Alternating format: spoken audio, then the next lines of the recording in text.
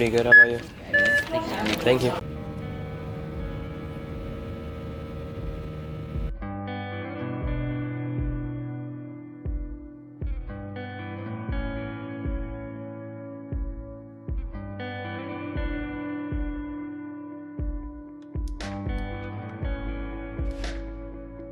Checking out the Wynwood street art, which is honestly pretty freaking dope. My main thing was, like, I started to realize, like, you have to pay to park here.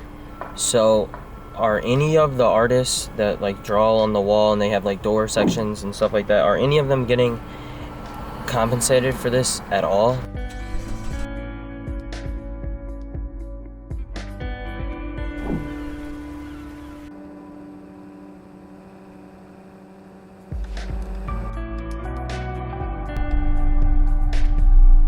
This was my favorite painting from Wynwood. I really love how the colors pop during sunset. Thanks Miami for the brief distraction from the cold back home.